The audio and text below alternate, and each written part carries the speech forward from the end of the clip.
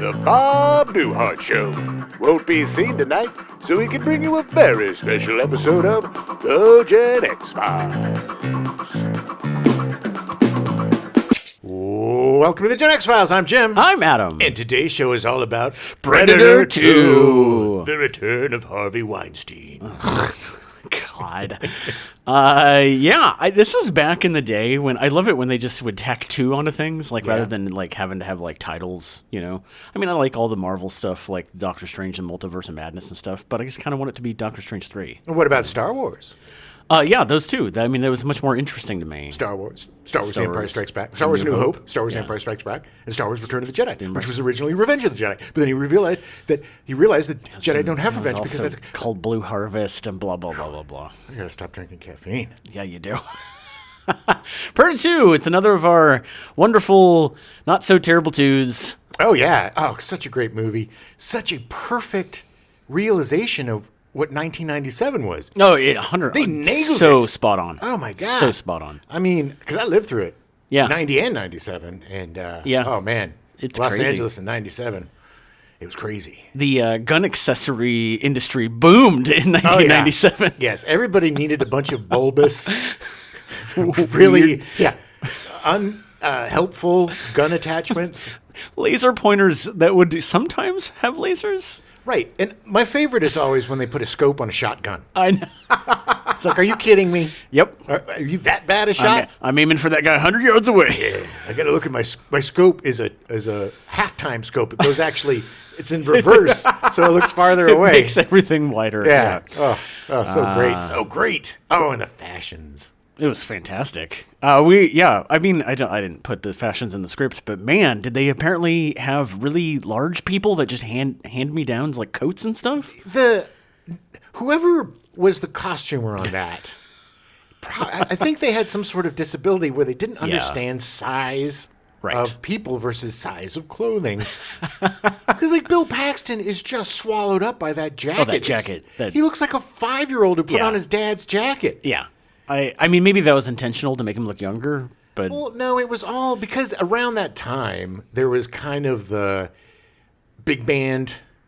like the return of the big band era. Yeah, like the Zoot Suit Riot and stuff like that. People were playing, going to that bar. I went to that bar in Hollywood, the one from Swingers, and all the time swung dance, and people were wearing their suspenders and their spats, and they had their greased back Abbott and Costello hair, and so I think that they thought that this was and the zoot suits and stuff were always baggy. Because you move around in them. But they were stylish. Exactly. So whomever was the costumer on this just took what was happening then, and just took it in the most psychotic way.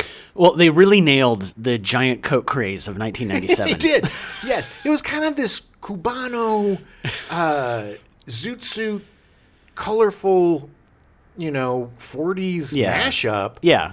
And it really was. Yeah. And Danny Glover, man, his belt raises and lowers. It's like all the way. You're like, oh, is it going to cover the nips? No. Is it going to finally cover the nips? And it doesn't. It gets close. Yeah. But it doesn't get nip high. But his pants are up and down like an elevator, man. Oh, yeah. Woo. Not to mention that it was always supposed to be like 110 degrees, and they were just wearing these like really thick woolen suits. Wool pants. No wonder they were all passing out. Wool pants, wool so much flop sweat in this movie. Oh, my God. The greatest was introduction to Bill Paxton, and his pit stains are jamming through his coat. I could smell him through the TV. All right, well, take yourself back to 1990. May 26th, a panel of scientists warns the world that unless emissions of carbon dioxide and other harmful gases were immediately cut by more than 60%, global temperatures would rise sharply over the next century with unforeseeable consequences for humanity. And it was so great that we automatically did it. We selflessly listened to them and said, we're going to make the sacrifices for the future generations, and we're going to make this world last. Yeah, I saw a great article this morning about how they thought it was going to raise by 1.5 degrees. No, it's going to be so much higher than that. Oh, wait, they didn't do that. No, they didn't. No, they did the exact opposite. They did. Do you know Wyoming now is, it's a completely ceremonial BS bill, but they're putting into legislation, they want to phase out electric cars by 2035. Oh, God, really? To protect the oil and gas industry. It's funny because the exact opposite is happening in California, where I think by 2035, they're not going to allow gas cars exactly. to be sold anymore. That's why they did it. And they sent a letter to Biden and to Newsom. Oh, basically, it was an FU to them. I also saw a great article this morning about how rental companies are realizing that costs for fixing electric cars are 50 to 60% less than gas-powered cars, so they're turning all their fleets into electric cars. Look, I understand Wyoming. It's so many people have jobs from that industry, and it blows. But the oil and stuff, sure. We're going to have to change sometime. We don't have coal burning railroads anymore. No. No. We have, We don't have steam power, which we should. I mean steam power seems like it'll be a little... Yeah, but you got to burn stuff. You have coal. You got to burn coal and stuff to get water, steam. Man. Yeah, but you got to get it hot. How do you get it hot? You got rocks. Like, they've been in a steam bath? Well, I feel really bad for the 20 people that live in Wyoming that won't be able to buy an electric car. Oh, it's just... Anyway. August 24th, hundreds of tourists and local residents saw, photographed, and filmed 2 groups of luminous spheres that hovered nearly motionless for about 30 minutes between 8:30 p.m. and 9 p.m. over the Pomeranian Sea in what is called the most documented UFO sighting in Europe. Oh, yeah. I had a friend around that time, back then, who was really into conspiracies and UFOs and stuff. And whenever I'd go see him, he would just give me... when it started out, it would be... cassette tapes and videotapes VHS of all these tapes different and stuff, like UFOs, history of mystery, and all these like really underground conspiracy things that are completely mainstream now. But now all over YouTube. This is how you would get it, and it eventually went to CDs and DVDs, and then I think he because I haven't seen him in a long time, but I think the last iteration was flash drives. Oh, really? He could fit a ton of info. Surprised he didn't start his own streaming service. Well, there was some crazy stuff. There was this guy who channeled this interdimensional being, Bashar, I think his name was. Oh. And he would come in and he would inhabit this body and he would tell us about what is happening in the future. I think they talked about him on the last podcast. Probably. I think they had I'm pretty sure that weird dude who I don't watch anymore on YouTube had a video about Bashar or whatever. Oh, he was huge, man. It was like a cult. I mean, people would come from all around to hear this guy channel this interdimensional being who basically was just warning us about stuff. And it wasn't like, please give me all of your shiny objects so I can purchase transportation. No, it was really interesting. It's about saving the environment. Yeah, I don't. The planet. The grift was hard to figure out. Like, where was the money? Maybe he was getting, money from other people, whatever. But it was hard to figure the grift on this one. Oh, well. I'm not saying it was real by any stretch of the word. Well, of course not. But I didn't see the grift. And I can usually spot the grift right on.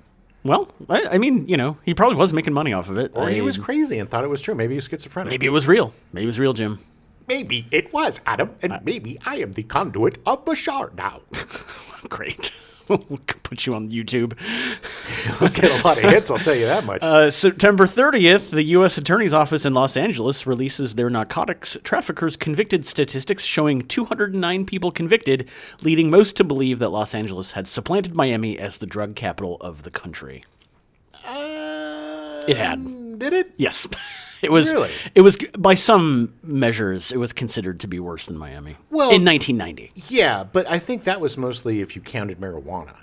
Well, it was 209 people convicted, so right. Well, also, that's a conviction thing, but I think Miami is cocaine, cayenne, and always will be. I'm just looking at statistics, man. Hey, man, I love Los Angeles. This is also why I wrote in leading most to believe, because...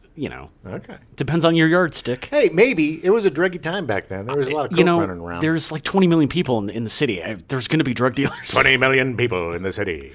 Several drug dealers. 208, to be exact. 209. 209. And not anymore, because they all got convicted. You know why? Because of Danny Glover. Yeah. He was a good cop. He was a great cop, man. November 22nd, Predator 2 is released in theaters. Woo! Yeah, it's such a good sequel. It is a perfect sequel because it is similar but very different from the original. Exactly. This goes along the lines more so with Gremlins 2 than Lethal Weapon 2. Yeah. because, this takes the character of the Predator and puts it in a completely different situation. Yeah. And we get so much more nuance from the character. And so much, it is a character this time rather than just, basically a hunter. Right. Who's there to kill everybody. He kind of seems like more of a dick. Well, yeah, but he also, he's more vulnerable in some spots. Yeah. And you can see him. It's about hunting. As soon as the guy if the person didn't pick up the gun, when to do it. And when he notices that Maria Conchita Alonso is Pregs, spoiler alert, he no killy. Yeah, no. It establishes more of their mythos and their history, and it actually has weird character development for a creature that doesn't actually talk, except maybe twice. Yeah, but think about it though. If you were going on safari.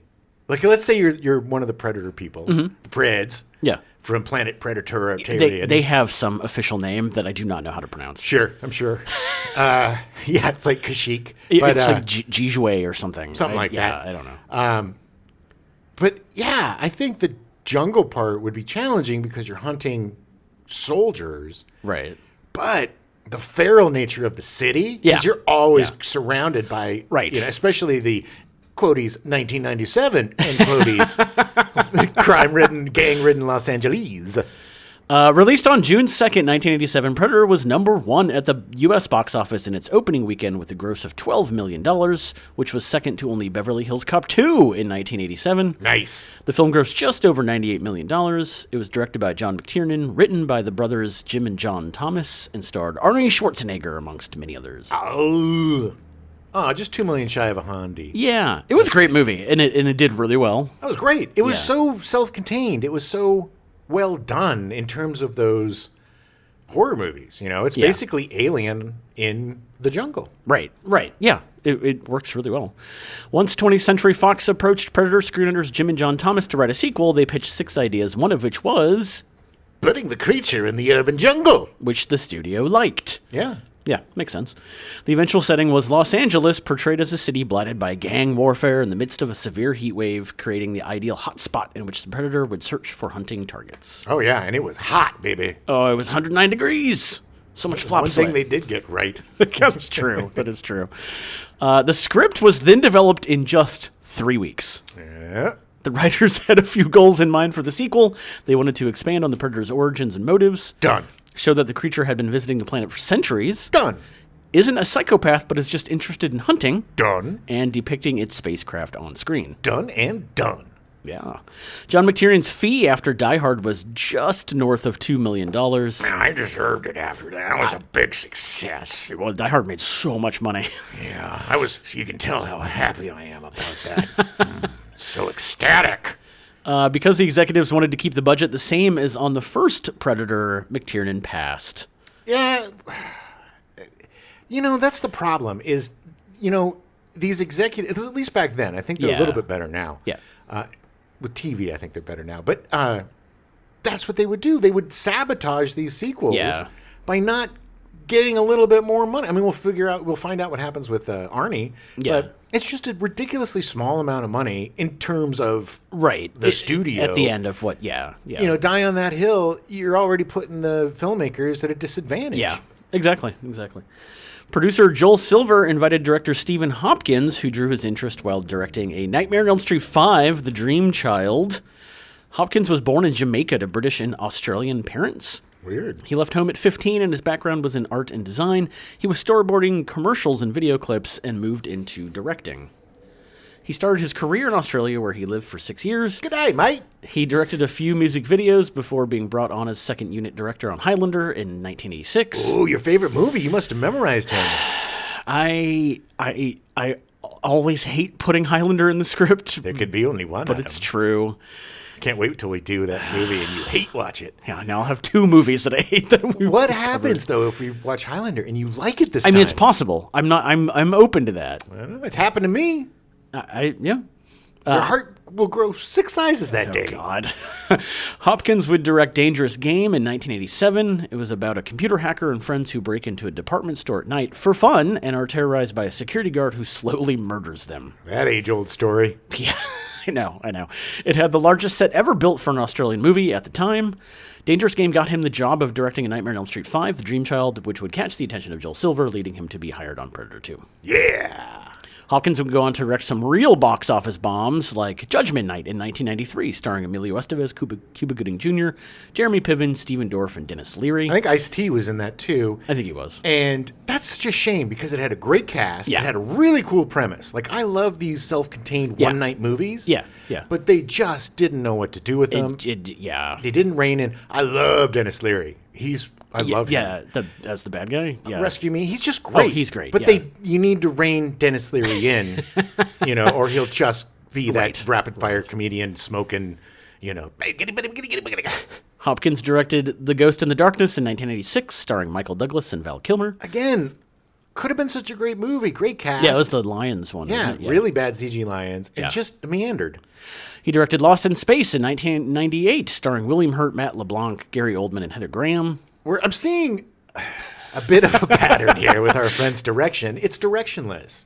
This is the thing, is that Stephen Hopkins is not a good director. No, but possibly he got shoddy scripts or not good scripts because these aren't well-written movies. No, I'm not going to always say that it's necessarily his fault. I mean, there's 100,000 people that work on a movie. Right. So, but you're right. But you're the shepherd. You're the director. It's your If you don't have a direct vision, then yeah. But I get it. Let's say that the scripts weren't ready. Sure. And you're shooting by and I'm pretty sure that's a lot of what happened with Lost in Space.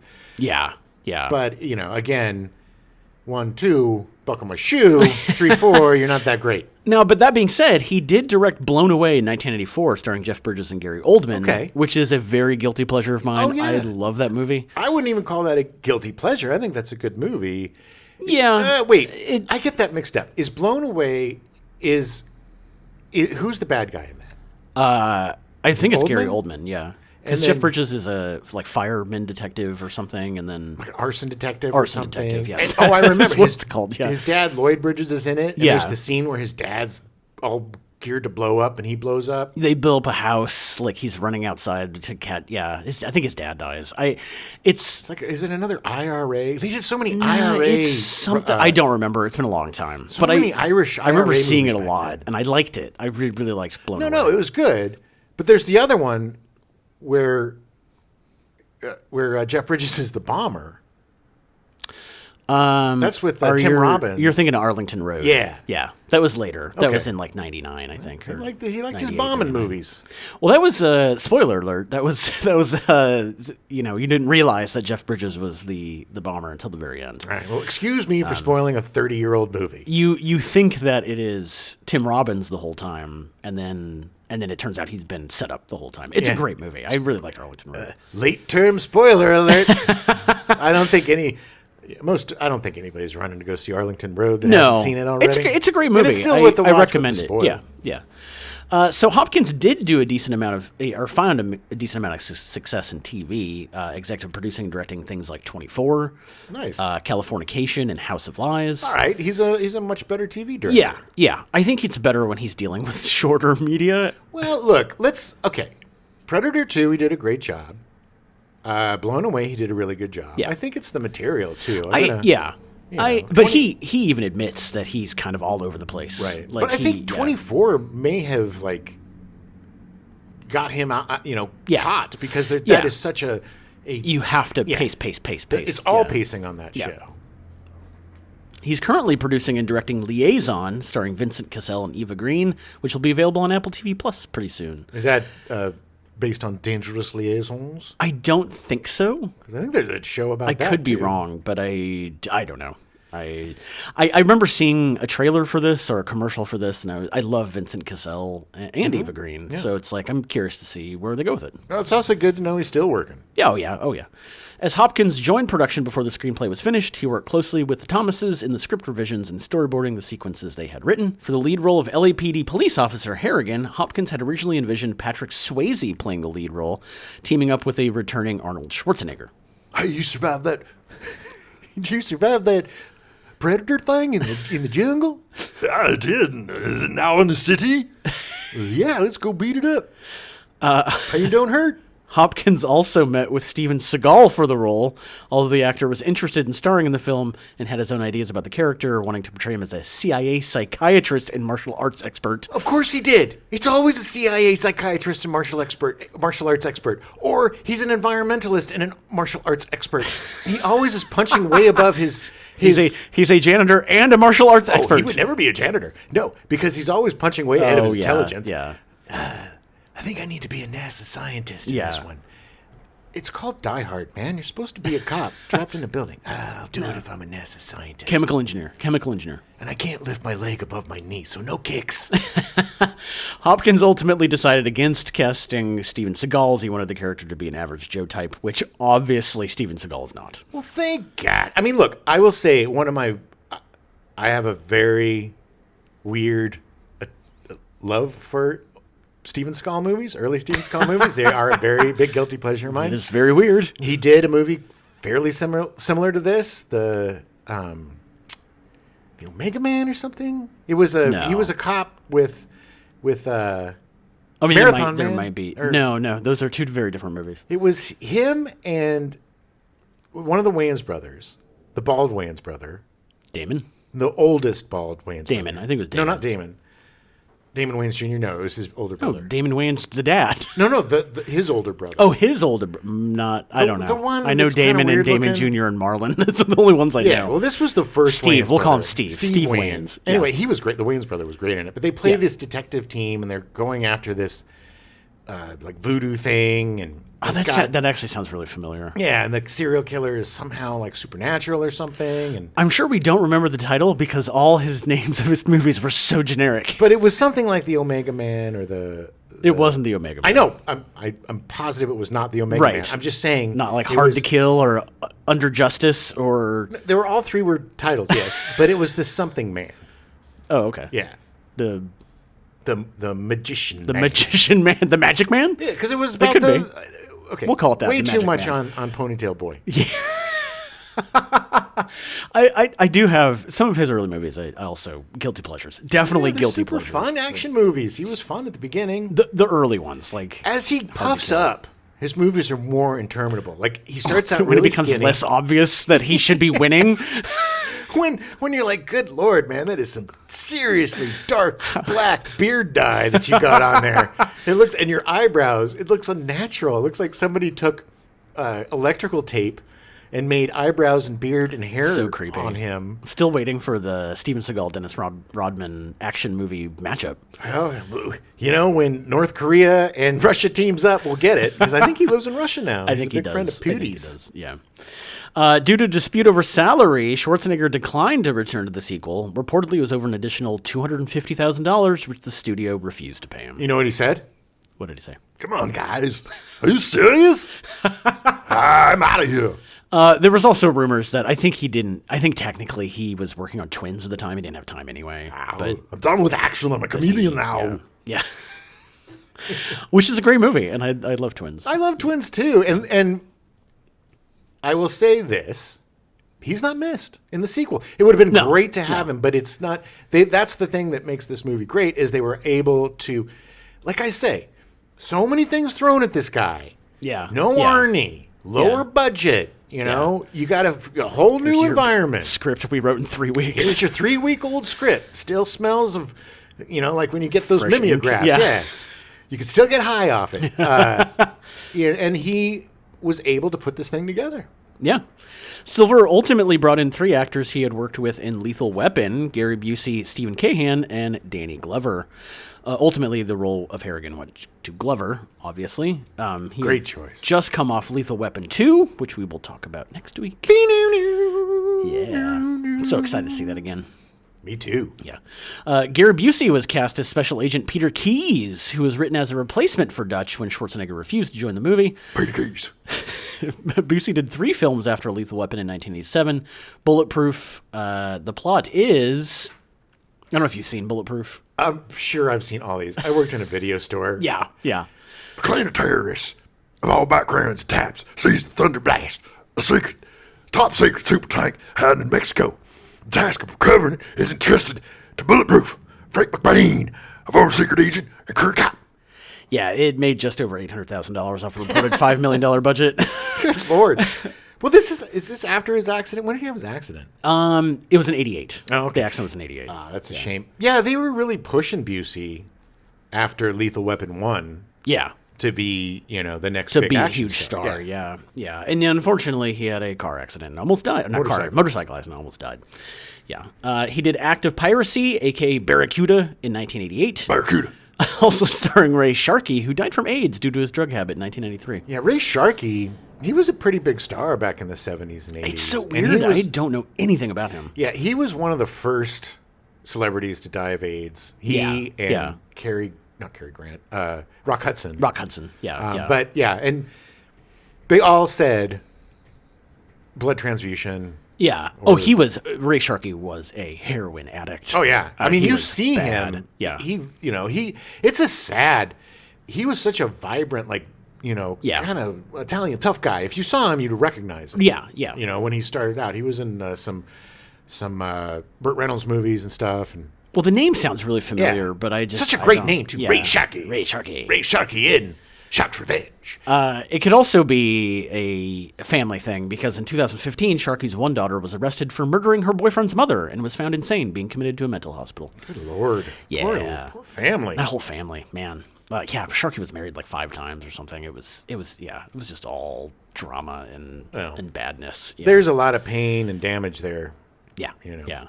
The movie is about Barracuda is about Gary Busey trying to sell his yacht and realizing that his new girlfriend is part of a terrorist organization. Wait a minute, I'm just trying to sell my yacht.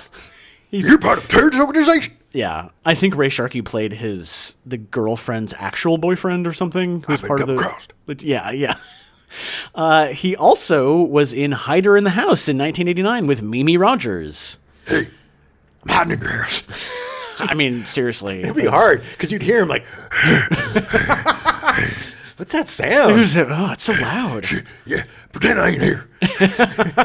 Why is he talking to us? It's so weird. So look at those teeth. Hider in the House was the first film Gary Busey made after his nearly fatal motorcycle accident. Oh my God, that accident was so brutal. Nasty. What was the weirdest is after the accident, he had to have some dental reconstruction, and he told them, replace my teeth with chiclets.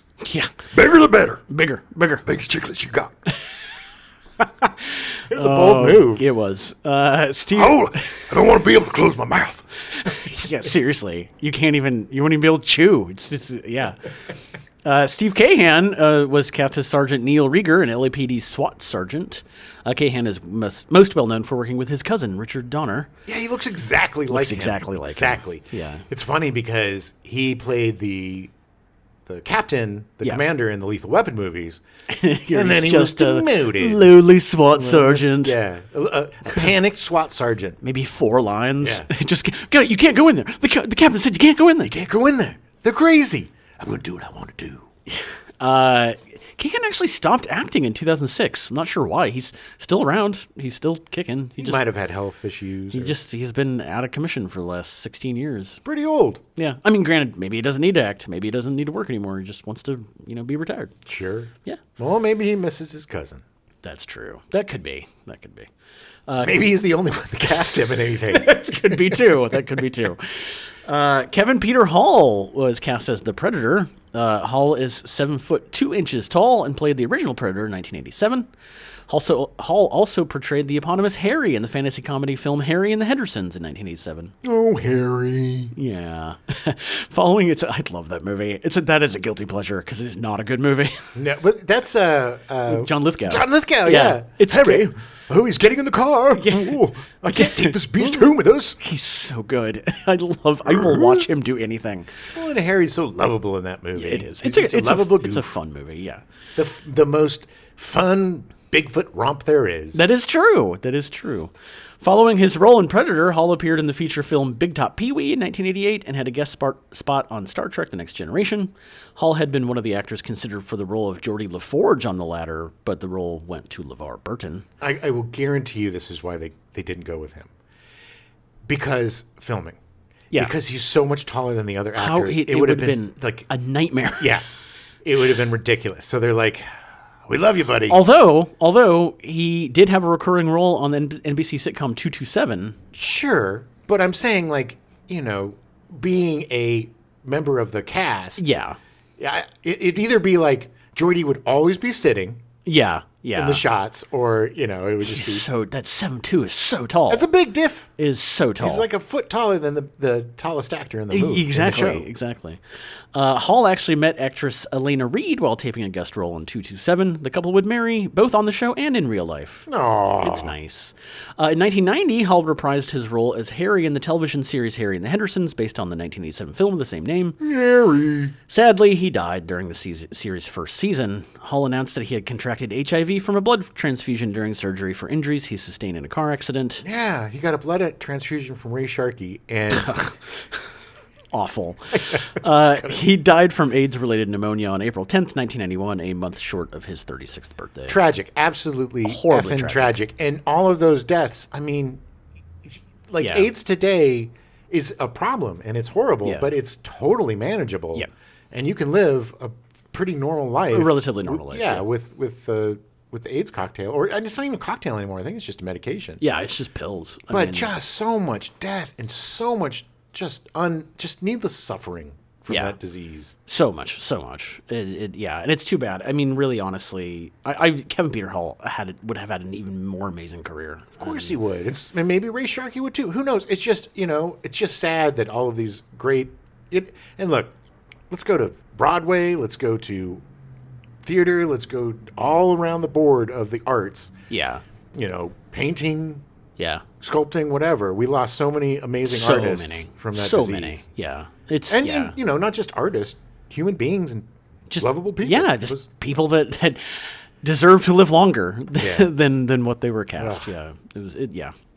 Ruben Blades was cast as Detective Danny Archuleta. Yeah, Ruben Blades.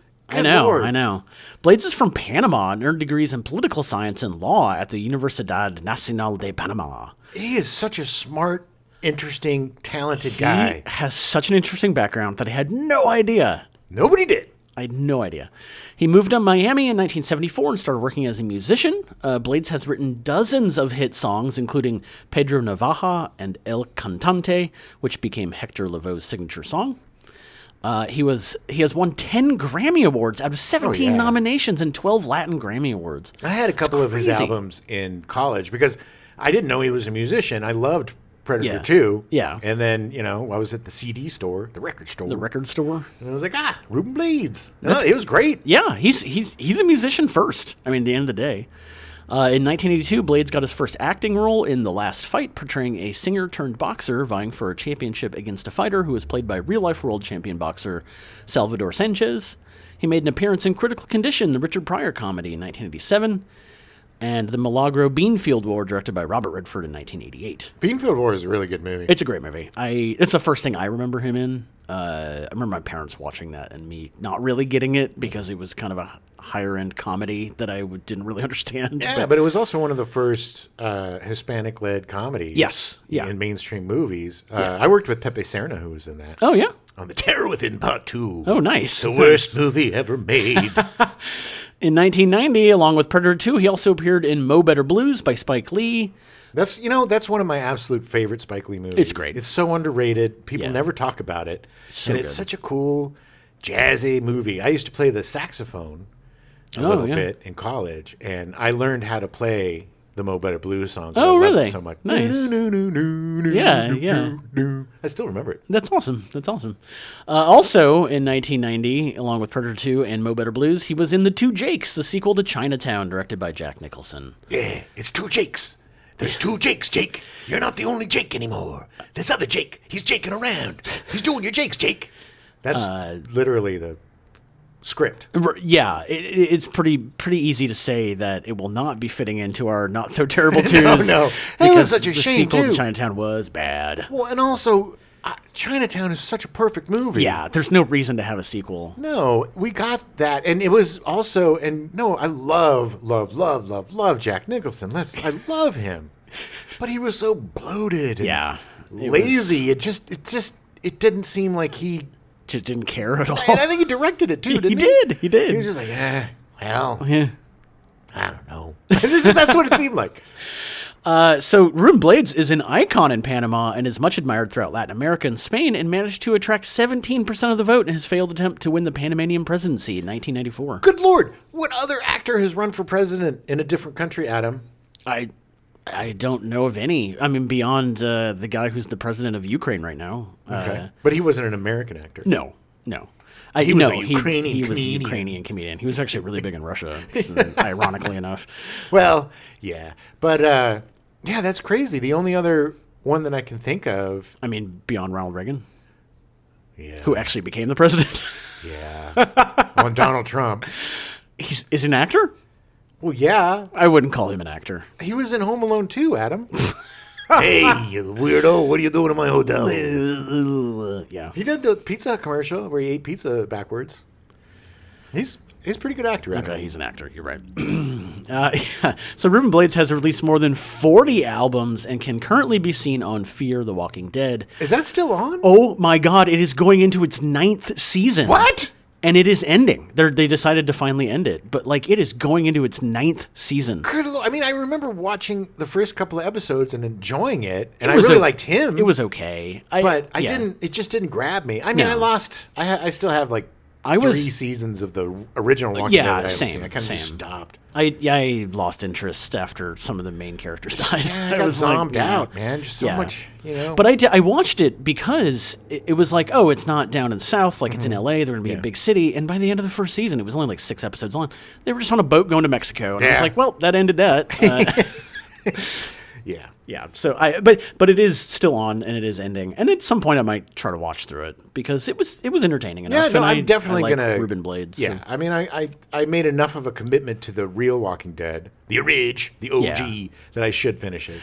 I want to say I think that Netflix now has 11 seasons of The Walking Dead, and I don't know if it's 11 or 12. I think 12 was the last season, the final. I'm sure it'll be on. But I think it just aired. I'm not entirely sure. But yeah, it'll eventually be on something. It seems like they have a deal with Netflix. So. Well, and if you want a zombie show going on right now, I say watch The Last of Us. No, yeah, that's true. Watch the first episode. I don't know if I'd call them zombies, but okay, I'm going to be that purist. Are they not? Well, I guess they're not reanimated dead. No, they're just kept alive. Yeah, they're being controlled by the fungus. Yeah. The fungus among us. Yeah. They said that 18 times in the pilot. There's a fungus among us. Very Careful. Looking forward to that. That's Joe's catchphrase. Joel. They changed his name to Joe. Yeah. And he says, "My name is Joe, and there's a fungus among us." Every other line. Yeah, it's tedious. Wow. All right. Tedious. Glad they stuck to the source material. That's good. Yeah. Maria Conchita Alonso was cast as Detective Leona Condrell. Ah, such a toughie. I love her so much. She's so awesome. They did not do her any justice with that haircut. No, they basically made her a 1986 to 87 real estate agent in Santa Barbara, California. She's got to hurry up and show this house because she's got to go pick up her kids. Exactly. Oh my God, that hairstyle is so... And the pants, like there's such mom blazer. Pants. Yeah, it's just really... she's going on the... And it's too bad because she is such a badass in this movie. Yes, they needed to Yeah. If they were gonna... The problem is back then, they didn't have the cojones... Yeah. To fully shave her head or give her a short buzz cut. Right. It's what she needed if they're going to have short hair. Yeah. Not this. If it was blue, it would have been on an 80-year-old lady. Yeah. It was like a weird hair helmet. It was not attractive. Very, very 80s. And it's really too bad because she is such a beautiful woman. Yes. Alonso was born in Cuba but raised in Venezuela. She was crowned Miss Teenager World in 1971. Nice. She was Miss World Venezuela in 1975 and became 6th runner-up in the Miss World pageant. She was Miss Venezuela in the Miss World competition. I think that's what I was trying to say. Okay. Alonso's first gold album and #1 song on the charts was Love Maniac, released in 1979 under the name Ambar. Yeah. Another musician. Did she ever do a duet with Ruben Blades? I don't think so, as far as I know. They should have. I mean, I'm sure. I think by the time she was doing acting, she gave up on the music career. Maybe. He should have brought her back. He should have. But Maria Conchita, come do a song with me. Let's go jam. Let's do one Taramera. After that followed her second #1 hit, The Witch, and soon after, Dangerous Rhythm. For what is considered her best-known song, she was asked by Giorgio Moroder to write the lyrics in Spanish and sing Vamos a Bailar, which he had written for the soundtrack for the film Scarface. Which means, come on, let's dance. Yeah, let's dance, yeah. She would earn 3 Grammy nominations for her music. Good Lord. These people were so talented. I know. Alonso made her Hollywood film debut in Moscow on the Hudson in 1984 with Robin Williams. Good movie. Did you ever see that movie? I want to say I did. I think I've only seen it once, and I was way too young, and I don't remember a lot of it. It's a really weird movie where Robin Williams is a Russian. Yeah. He's in the country for some sort of performance or something. Yeah. And he decides to defect. Right. Okay. Yes. I have seen this. Was it Gene Hackman? But there was somebody who was the other guy. Yeah. And it was really good. And Maria Conchita Alonso, I think she was the love interest. I think she worked at like this department store or something, or she was an immigrant herself. But it was it's an interesting movie of the time because, that was back when we all hated Russians. Right. So, this was like the first kind of dramedy of somebody trying to defect. Seeing them as relatively human. Yeah. Yeah, but it was Robin Williams. So, of course. So, again, relatively human. A lot of stuff going on there. Maria Conchita Alonso also appeared in Extreme Prejudice in 1987, starring Nick Nolte and Powers Booth, and directed by Walter Hill. We're going to kill them. Extreme Prejudice. Sounds like a Steven Seagal movie. It does. But it's not. There were a lot of those kind of B action movies with B actors around that time because this was also kind of the beginning of the video heyday. Right. So they needed a lot more product. They knew that even if it didn't do terribly well in the theater, the VHS rentals and sales would be really high. Exactly. Yeah. Unfortunately, that kind of made some not so great action movies. Oh, it's some great, awful action movies too. Some really fun, some bad. Look, you got some really good Van Damme. Yeah. Cyborg is great. And Bloodsport. Bloodsport's so much fun. This is the reason that, what's his name? Chuck Norris is big because of movie rentals. Exactly. Like, it was, theater didn't do terribly well. He did okay. Yeah, well, because people were like, movies, the Stallone movie sold out. Let's go to the video store and we'll rent something from cheap Stallone Light with the beard. Although I will say the very first movie I saw in the theater was Firewalker. I know, which was with Louis Gossett Jr. Yeah, my dad and I saw that together. Yeah, she was also in The Running Man in 1987 with Arnie. I'm running. He was in a lot of movies in 1987. Yeah, he was. And Predator. Running Man is so good. It's such a great movie. She was in Colors in 1988, starring Sean Penn and Robert Duvall, directed by Dennis Hopper. Colors. Psychopath walking. Great movie. Oh, man. Gritty. Hard to watch at times. Yeah, but a little, I mean, there was a real big gang problem in Los Angeles. I mean, it got worse by 1997, as evidenced in Predator 2. Yes, it was basically a war zone. It was. In 97 that was cleaned up by Sean Penn. Yeah. And Robert Duvall.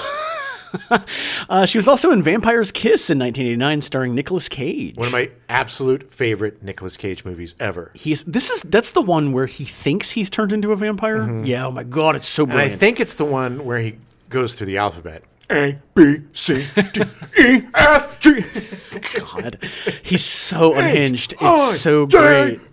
It's such a great movie. We will be covering Vampire's Kiss at some point. Well, because we're definitely doing a month for him because we have that. We have Raising Arizona. Yeah.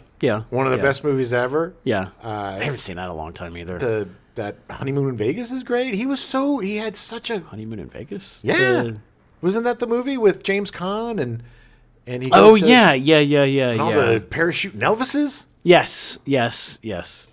Although I don't know when anyway. But yes, we'll definitely be doing a Nicolas Cage month. That's right, we will.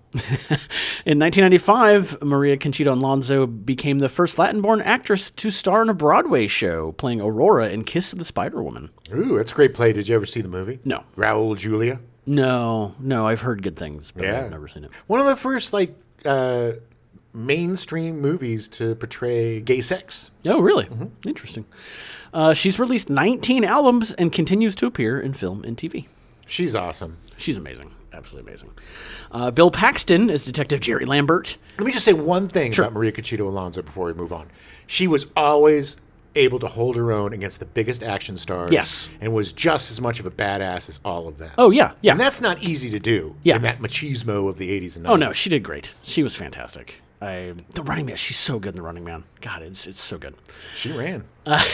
Bill Paxton is from Texas. At the age of 8, he was in the crowd when President John F. Kennedy emerged from the Hotel Texas in Fort Worth on the morning of assassination on November 22nd, 1963.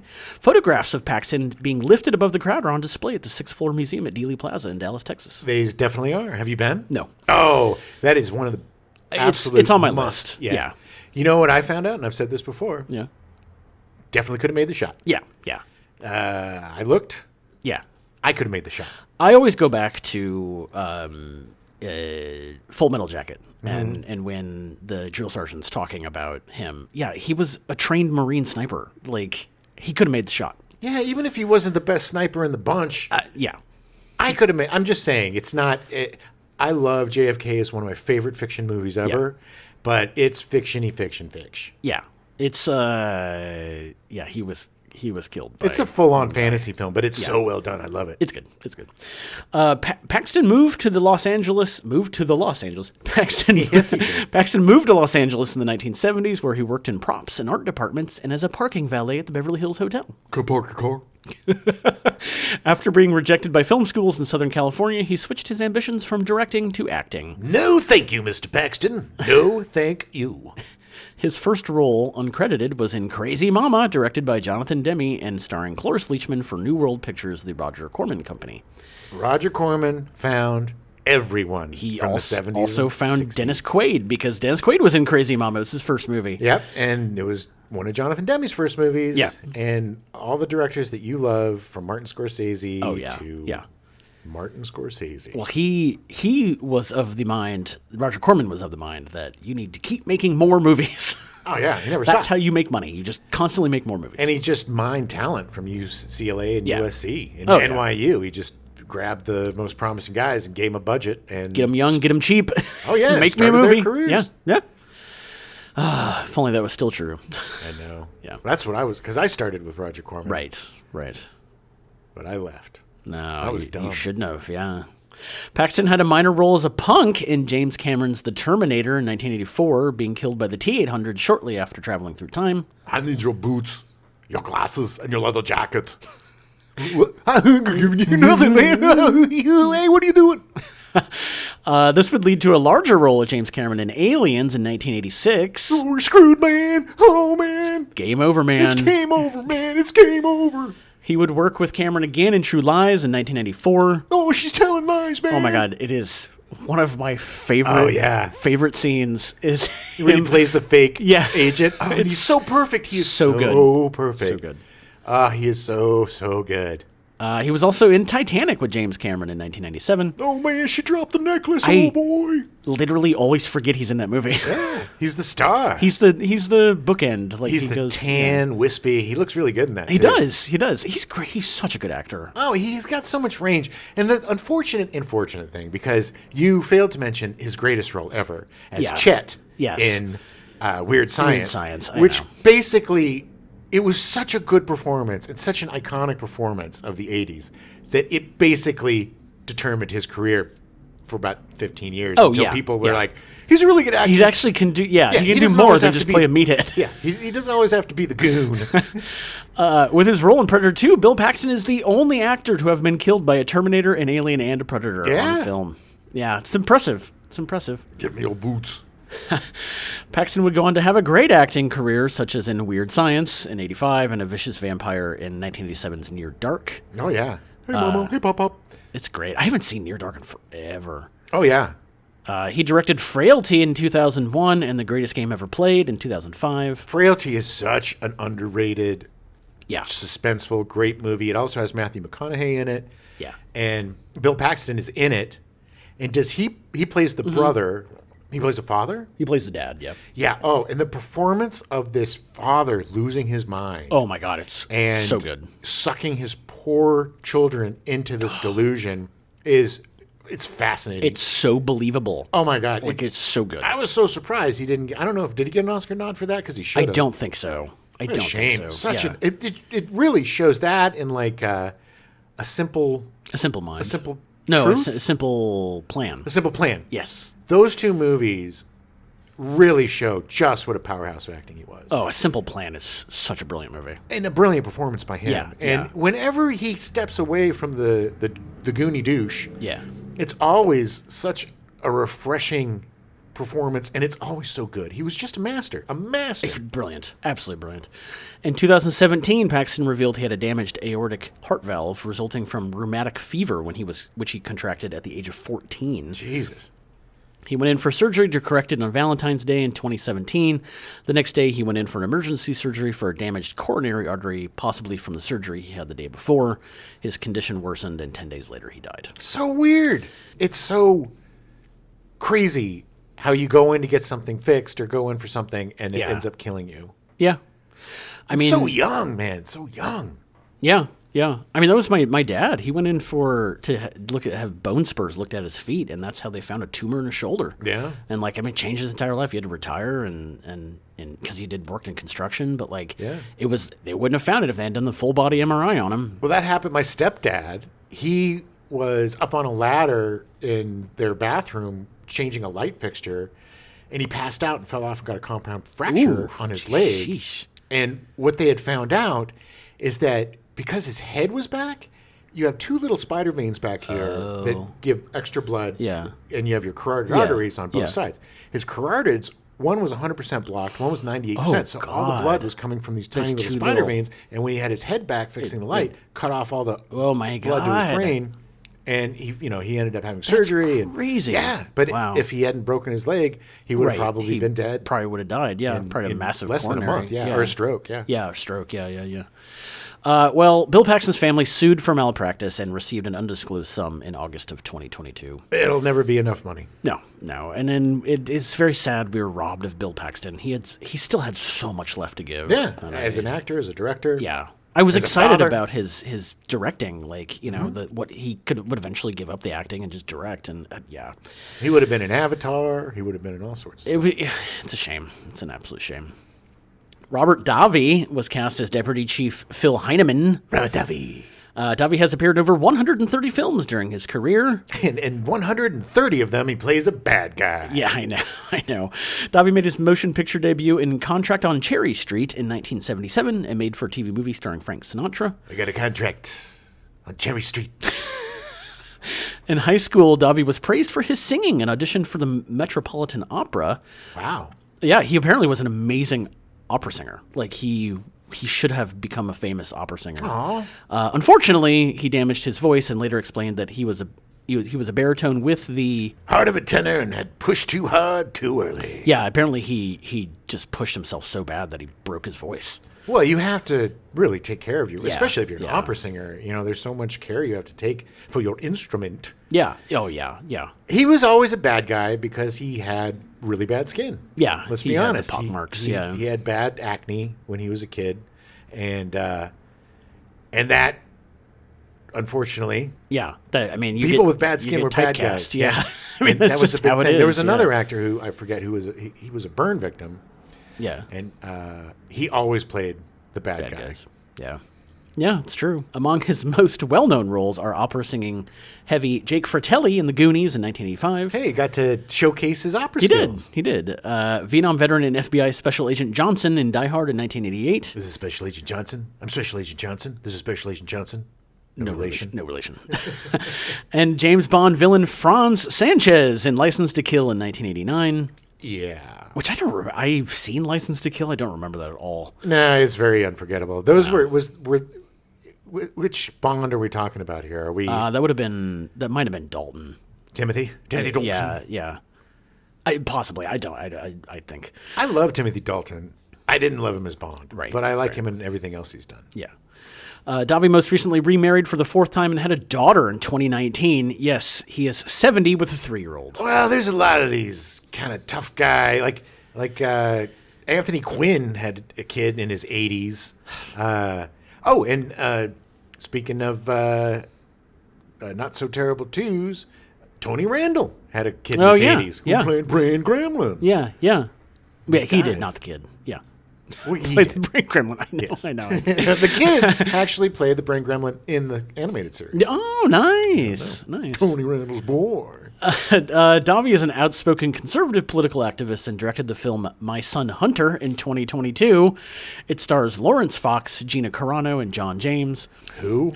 Yeah. I know Gina Carano was on the Mandalorian, right? Yeah.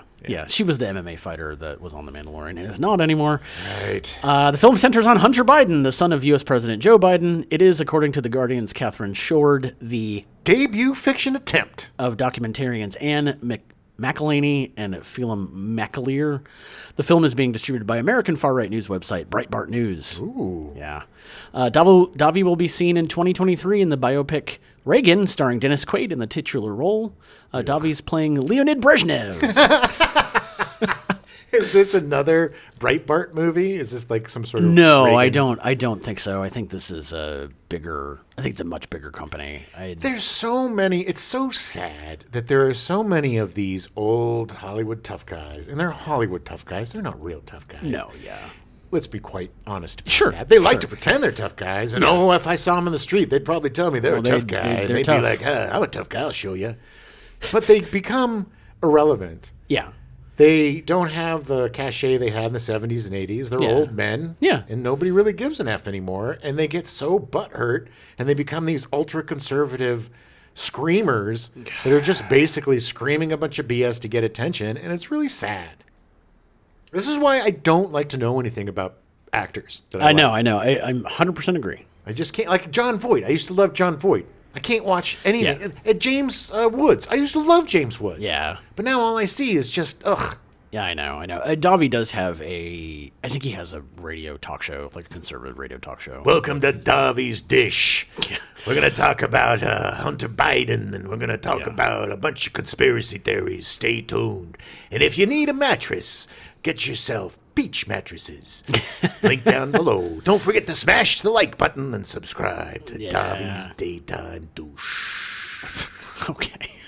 Elpidia Carrillo reprises her role as Ana Gonçalves from the first film in a cameo appearance. Yeah, she's. They get a little interview of her. I missed this when we watched it again. when they're about to go, when they meet up with Guy Ritchie, and they're in the command center. Is it where he's finally telling him what it's all about? We'll go tell you what this is.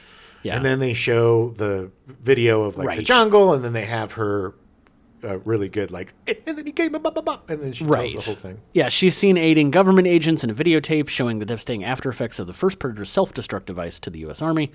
Carrillo filmed an additional scene in which she talks to the camera and describes the events of the first film, but this scene was cut. Yeah. Production was split between location shooting, mostly at night, and soundstage filming. The main Predator was designed to look more urban and hip than its predecessor. Yeah, it wore a beret. It did. Like an orange beret. Yeah. It was weird. It was weird. Design changes included tribal ornamentation on the forehead, which was made steeper and shallower, brighter skin coloration, and a greater number of fangs. Describing the new Predator's design, Stan Winston said, "Broad concept's the same. The difference is this is a different individual. A different individual of the same species. As in a snake is a snake, but different snakes are different. Their colorings are different parts of their characteristics, their facial structure, subtle differences." Thank you, Stan Winston, for explaining what different means. It's subtle, but there's differences. Just like a snake is a snake, but different snakes are different. There's a gardener snake, and there's a rattlesnake. They don't look, they look a little alike, but one's got a rattle on it. It's weird. Boa constrictor's big. They can eat other snakes. That's true. That is true. Coral snake looks like it's made of coral. Thanks, Stan. It's a beautiful tapestry of snakes out there. Production designer Lawrence Paul said that with the Predator ship he attempted a space vehicle unlike anything that had ever been designed before. A snail-shaped vessel whose interior was both technological and reptilian, where the creature and its ship blend and work together. And apparently has a lot of fog. Oh, yeah. Yeah, low hanging fog. It's because it's so dusty in there. The thing about the predators, they like to hunt, but none of them like to do chores. And it just gets really dirty on that ship. Yeah. Super dusty, and it's just always kicking up. Is it like a space fog that cleans everything up? Mm-hmm. Yeah. Well, yeah, that's what they think it is. It just covers it? Yeah, exactly. That's what they tell everybody. But who would know? Yeah. Given the Alien franchise was also by Fox and featured effects work by Winston, the crew decided to add an alien head among the trophy skulls in the Predator ship. Oh, baby. That was so cool to see in the theater. Yes. It was amazing watching it, and it set off an entire franchise. Oh, yeah. Unfortunately. Yeah. Comics, great. Yeah. Movies, not so great. I will say that I do enjoy the second Alien versus Predator. It's more fun. The one in the jungle? No. The Alien versus Predator, the one that takes place in, like, the Colorado town or whatever. Oh. And, is that Requiem? Because there's only 2 of them. Right. It's the second one. I think it is second Requiem. One, okay. But it's got one of the guys from, that Dennis Leary show. Rescue Me? Yeah. He got one of the stars of Rescue Me. Yeah. I forget his name. Really charming guy. Yeah. It's like he and his younger brother, who's a pizza delivery guy, somehow get involved in this. I want to say I've seen both of these, but the things they did in it, they made it more gory, a little more fun, and a little less serious. Because the first one was just kind of that was the one in the jungle where they take them down to fight the pyramids. Something like that. They essentially brought down the technology of the pyramids to the people, and they had them all over. But this is where they would take their young to go fight the aliens inside the pyramid. The guy who becomes Bishop in Aliens shows up. He's like the billionaire that started this thing. And Wayland, yeah. So it's this whole. It was mess. It wasn't good. Either of them were really great, but at least the second one was they tried to have more fun and had a better cast. Yeah, it was more like a horror movie. Okay. The writers decided to set Predator 2 10 years after the original, which was the then future of 1997. 1997. Leading to some developments like new video technology and a then non-existent subway in Los Angeles. Yeah. The Los Angeles Metro Rail started operating the same year as the film hit theaters in 1990. Yeah, I remember when that opened. 1990? Yeah. Oh, wow. The Red Line opened in 94, but the original was going, I want to say, or at least in NoHo it opened in 94. Because they used speed, it was filmed in the construction. Right. Yeah. But they hadn't actually, because I remember when it like opened. Yeah. And it was great. Nobody rode the subway. You could get a pass for like $2 for the whole day, and it was smelled brand new. It was brand new, and nobody rode it. So it was basically like having my own private subway. Oh, that's awesome. For the set design, Paul aimed for a kind of retrograde future that's equal parts Brazil and Blade Runner mixed with modern day technology and big and outrageous structures, but simpler prop designs such as boxy and colorless cars. Love those boxy cars. Yeah, colorless. The MPAA initially gave Predator 2 an NC-17 rating, so several cuts were made to bring it down to an R rating. It was pretty raw, man. It was like a lot of nudity and that so many skinned corpses. Yeah, and like skulls. I get it. Yeah, body parts. A short unofficial music video was made towards the end of filming with Danny Glover. You can be seen dancing with the Predator and others. Yeah, I distinctly remember this being aired at one point. Yeah. Who's zooming who?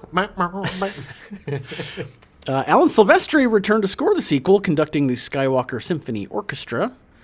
Predator 2 was number 5 at the U.S. box office in its opening weekend, with a gross of over $8 million behind the films Dances with Wolves, 3 Men and a Little Lady, Rocky V, and Home Alone.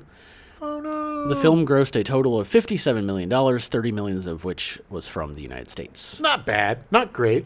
But that was a good weekend. Yeah, that would have been a great time to be in the theater. 3 Men and a Little Lady was pretty good. I love both of those movies. I do too. Rocky V, of course. Yeah, it's fine. It's the weakest of the Which Rocky. One's Rocky That's V? the one with Tommy Gunn. No, that's horrible. That's a horrible movie. Horrible. And Dances with Wolves, I know that I'm in the minority of this. Did not like it. I saw it once and it was fine. Mary McConnell, is that her name? McDonald? Something. She used to do a lot of John Sayles movies, and she's pretty good in those. But there's something about her that irks me to my core in that movie that ruins it for me. Oh. Kicking bird. kick. When she's, I think it's when she's trying to speak English or whatever. It's just like, oh my God, I'd rather rip my eyes out than watch this sequence. I don't know. The film's reviews were generally negative, though reviewers were generally impressed by the casting of Danny Glover as an action hero. Danny Glover was also proud of his performance, saying, I have 2 films I've done that I feel that I was bigger than life in which I felt that I could control the space. Silverado for me, and Predator 2. In Predator 2, it was like, who's the baddest cat in your space? And the baddest cat says, I'm going to challenge you, mano y mano. I was the baddest guy in space. What happens? I kill him. And then the others come around, and I'm like, all right, who's next? I was about 42, 43, in the best shape of my life. Best shape I've been in. I was running on the beach, had my training. I was lifting weights a lot more than I am now. I was really feeling it in that movie. He was so fantastic in this movie. My God. Look, Danny Glover has never given a bad performance. Yeah, agreed. And from Witness, which was the first time I saw him as one of the bad guys who gets death by silo. Oh, awesome. yeah. Spoiler alert. Oh, the corn. Death by corn. But nobody does Old Man Mumbles. Yeah. Oh. Yeah, talking to himself. Birds, Yeah. Birds. That's all I need is more birds. I just, that guy, every movie he's in, nobody talks to themselves in a more convincing, natural manner than Danny Glover. Yeah. Danny Glover can just be like, oh, my back hurts. What's going on over here? This is crazy. I'm going to do this. Yeah. Rubbers. And it's just like, Rubbers in the thing, rubbers in my coffee, rubbers. It's just, he's so charismatic and so fascinating. You could just watch him. Like no disrespect to Tom Hanks, but I would have loved to see Danny Glover in Castaway. I think he would have been amazing. Yeah. Because you don't need anybody else. Danny Glover talks to himself like he's talking to another person. It's nobody does it like him. Nobody does interior monologues like him, and it works every effing time. It's really great. He's really great. Birds. I love the birds thing. I know. And he just made that up. He probably, the birds like, oh, what's all these birds? And then, a few days later, there's some birds, and he was just like, that's all I need is more birds. And they were like, oh my God, you brought the birds back. A professional. Yeah, so it's just, he is so watchable. And he is another one of these guys like Harrison Ford that he's not invincible. Mm-hmm. By the end of Predator 2, the guy's beat and limping. Yeah. When he comes limping out of that spaceship, I guess he gets blown out of the spaceship. But when he comes limping out of the crater, he just looks like he's been through everything. It was a lot. He's great at pain. He's great at showing his age without showing his age. Mm-hmm. The guy is a master. And, you want to see some amazing acting, watch The Color Purple. You want to see some really amazing acting, watch the Lethal Weapon series. Yeah. The guy is 100% a professional and 100% watchable. There's very few actors that are as watchable to me as Danny Glover, and I would watch him in anything. He was one of my favorite parts about Saw, the first Saw movie. Oh, yeah. He was so good in that.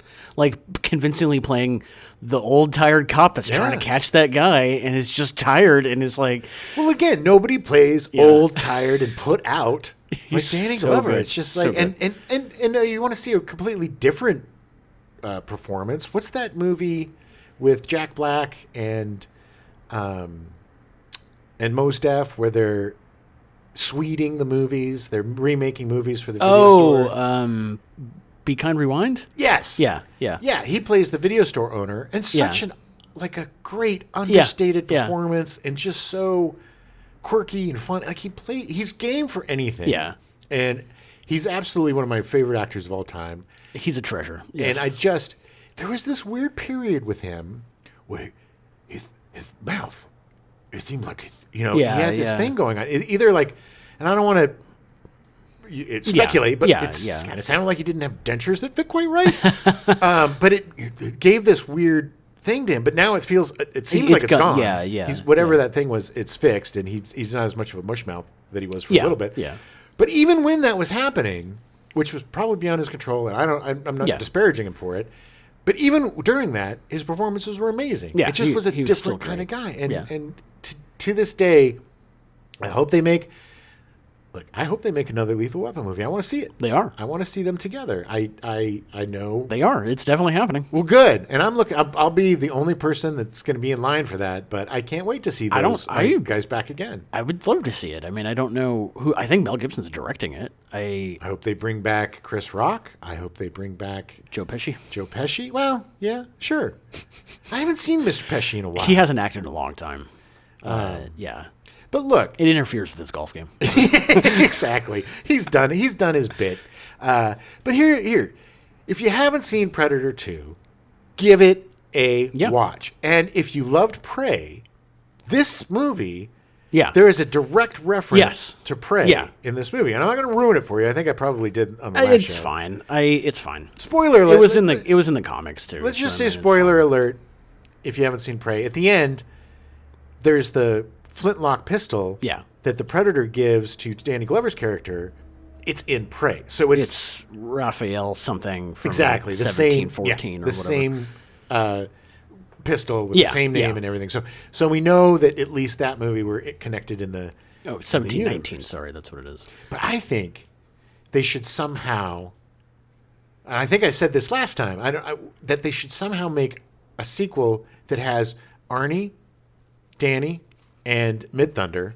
Yeah. And somehow have the three of them in it. Yeah. And that would just be my dream to see them kick ass. And Maria Conchita Alonso. She can come back because she survived. Yeah. Oh, yeah. Predator 2 would be the lowest earning film in the franchise. A third main film titled Predators was released in 2010, which was not very good. No. It was a very cool concept. Dropping a bunch of serial killers and crazy, people guys down to this basically hunting preserve for the Predator. But it was badly executed, pretty badly cast, and just not very interesting. There was a fourth movie called The Predator in 2018. That one was written and directed by Shane Black. Was that Shane Black? Who was in the first movie, yeah. Well, there was one that was directed by Robert Rodriguez. Was that Predators? That was Predators then, yeah. Because it was definitely Shane Black did The Predator in 2018. And that one, too, we were trying to remember if we saw it. I know that Keegan-Michael Key was in it, and I think I saw it. It was the jungle. It was very similar to the first movie. They were trying to recap. It was kind of like the new Star Wars movie. Soft reboot. Yeah, they were trying to recapture the magic of the first one with too much fan service. Yeah. And it didn't click. A prequel titled Prey, as Jim was talking about, takes place in 1719. It was released in 2022. It's a wonderful movie. Highly recommend. Amazing. Absolutely. Probably, it's in my top 5 of last year. Yeah. It'd be that, Everything Everywhere All at Once. Yeah. I forgot that Prey came out in 2022. It feels like it was 10 years ago. Best action movie I've seen in the longest time. Yeah, it was super fun. Really. The film was adapted twice as a video game, the first for computer in 1990 and the second for Sega Genesis in 1992. They need a new one, and this is my pitch. What they need to do is make it an open worlds game, kind of like No Man's Sky or, whatever, where you have your ship. Yeah. You have you create your Predator. Yeah. What kind of style you want, what kind of weapons you want. So you can basically really, in customization. Daddy loves it. It's true. That's true. So you can completely customize your Predator, customize your ship, and then you could go to these different planets. And if they want to do procedurally generated, they could do that too. Yeah, but you go and you find things to hunt on different planets, different challenges, and you could build up your trophy case in your ship by getting different things from different. I think that would be amazing. Yeah, that sounds really fun. And one of the planets maybe. Xenomorphs. Has the aliens on it. One of the planets, maybe. Earth.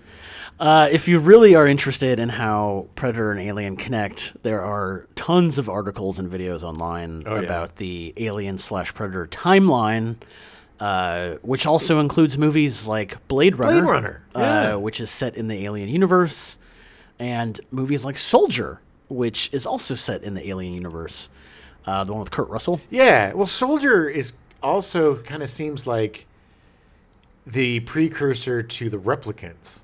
Yeah. Or the Evolution of the replicants. I don't know if it comes before or after. Before. It's around the same time. But the only reason is because one of the co-writers wrote Blade Runner, and then they featured some Weyland-Yutani stuff in the movie. So it is technically in the universe. Soldier's a great underrated movie. I remember really enjoying it. Kurt Russell is so good in it, and it's a very different performance for him. Yeah. Check it out. Yeah, it was good, but there's a ton. I mean, between the Alien Predator movies and Alien Covenant and the other one, Alien Genesis or whatever it was. Yeah, no, there's so much stuff. Yeah, there's a lot, but there's a lot of other stuff. We're not going to go into it, but it's really interesting. At some point, I want to sit down and kind of watch through the Alien Predator timeline because I don't remember anything about the two Alien versus Predator movies at all. I was watching a video about the timeline, and I was like, "Oh, it's the pyramids." Yeah, I kind of remember that. Yeah, they're super forgettable. It's really definitely not worth watching the first one. It is a slog and a half. No, but I'm a completionist. If I'm going to do it, I'm going to do it. You're a glutton for punishment, my friend. But here's what you should do on a Friday night, dear listeners. Yes, I'm going to give you a little double feature. We're going to do Predator 2, and we're going to do Prey. Yeah, there you go. Because I think they directly relate to each other. But you're going to watch Prey first. Yeah. And then you're going to watch Predator 2. Yeah. And you're going to get yourself a big old Mexican feast to have with that. And a Los Angeles kind of burrito, taco, California burritos, some French fries in it. Exactly. Get yourself some California burritos. If you don't know, those have French fries in them. They're so good. But get yourself a big feast. Have these two movies. You're going to have a blast. It's such a good time capsule of the time. Yeah. And what a perfect representation of 1997. It's so spot on. There's no other movie that gets the future right like this. No. Because I remember my pants in 97 were pretty much up to my nips. I mean, when Blade Runner came out in 1981 or whatever, it was supposed to be set in 2017 or 2019? Something like that, yeah. I think it was 2015 or 17 because I know we passed it. Yeah. Yeah, well, at least Predator 2 was right in the fact we didn't have flying cars or anything. No. It was more dead on than most movies are predicting the future, near future. Yeah. Yeah, but there's no other movie that has affected the sci-fi genre than Blade Runner. Yeah. The aesthetic of it, I would say. Of course. But yeah, Predator 2 is a great movie. Highly recommend it. Watch Prey. It's available on Hulu. You can watch Predator 2 right now. It's on HBO Max. Yeah. Do the double feature. You will thank us later. Yep. And we will be back next week with Lethal Weapon 2. Yeah, I'm so excited. Hey, I'm in that one too. No, I was in the first one. I got a motorcycle accident. Can't remember stuff. Oh, boy. I was going to say, why did he come back? Did Joshua come back? Mr. Joshua, I'm coming back. Back. B-A-C-K. B. Boy. A. Always. C. Coming. K. Kangaroos. Back. Okay. That's my philosophy. All right, we'll see you next week, peeps. Welcome to the Gen X Files. I'm Jim. I'm Adam. And welcome to the Gen X Files. Jesus Christ. We now return you to your regularly scheduled programming. Good times. Already in progress.